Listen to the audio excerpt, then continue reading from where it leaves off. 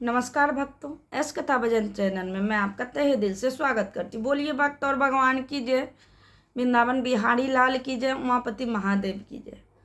भक्तों, आज मैं आपको भक्तमाल की एक कथा सुनाने जा रही हूँ। गीत गोविंद जो जयदेव जी की रचना है उनके विषय में। एक बार की बात है, गीत गोविंद के 5वें सर्ग की पद को एक माली की लड़की गुनगुना रही थी और बैगन के खेत से बैगन तोड़ रही थी। उनका इतना मधुर गायन था कि भगवान जगन्नाथ उनके पीछे पीछे चल गए। क्योंकि भगवान जगन्नाथ ढीले ढाले कपड़े पहने थे, वो लड़की बैगन तोड़ रही थी और दौड़ स्पीड में जा जा के इधर से उधर बैगन तोड़ रही थी। भगवान भी उनका एक गीत सुनने के चक्कर में उनके पीछे पीछे दौड़ने लगे।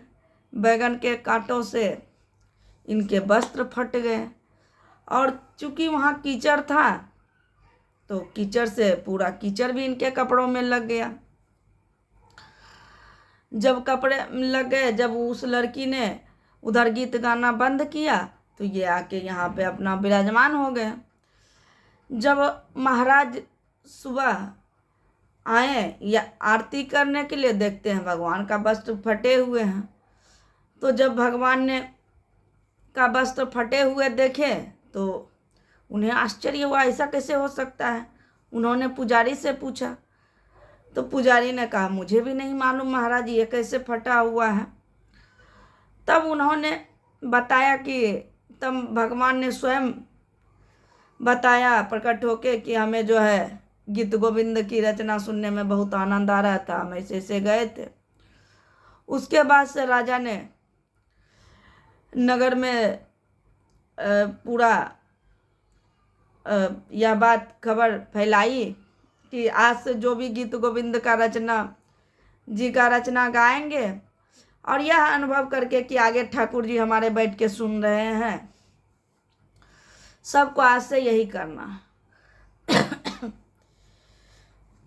ऐसा करते ही मती करने लगे। एक बार की बात है, जब यह बात किसी एक मुगल सरदार के कानों में भी गया तो उसने एक ब्राह्मण से सुन लिया था। उन्होंने भी जो है यह बात कि जगन्नाथ प्रभु प्रसन्न हो जाते हैं कंठस्थ कर लिया। जब वह घोड़े पर चढ़कर अपना काम करने जाते थे तो वो ध्यान में देखते थे कि हमारे आगे प्रभु विराजमान हैं। फिर वह गान करने लगते थे। एक दिन उसने क्या किया, रोज वो प्रभु का आसन दे देते थे घोड़े पे। एक दिन क्या किया, वो देख रहे हैं प्रभु का आसन नहीं दिए और अपना गान करने लगे। फिर क्या था, मार्ग में घोड़े के आगे पीछे चारों तरफ मुख किए हुए पीछे पीछे देखे कि जगन्नाथ प्रभु दौड़े आ रहे हैं। तो वो घोड़े से उतर के भगवान से माफ़ी मांगे और उन्होंने वह नौकरी भी छोड़ दी तथा गीत गोविंद का रचना को बहुत ही प्रेम से गाने लगे। गीत गोविंद रचना की बहुत ही महत्ता है। भगवान इनसे जल्द से जल्द प्रसन्न हो जाते हैं। भगवान ने स्वयं इनकी अति किए थे। एक बार की बात है कि एक राजा जो उन्होंने गीत गोविंद की रचना के एक नई गीत गोविंद की रचना कर दी है। उसके बाद जो बोले सभी को अवती करवा दिए कि यही गाना है।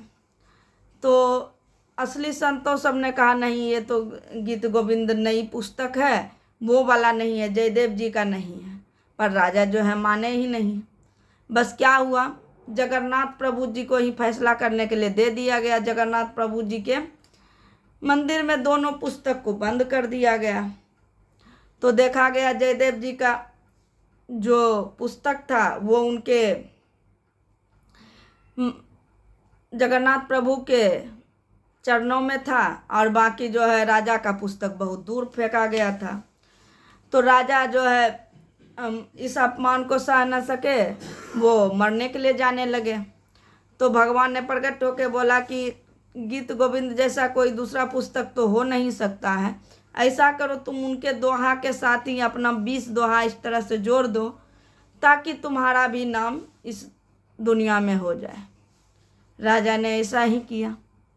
बोलिए भक्त और भगवान की जय।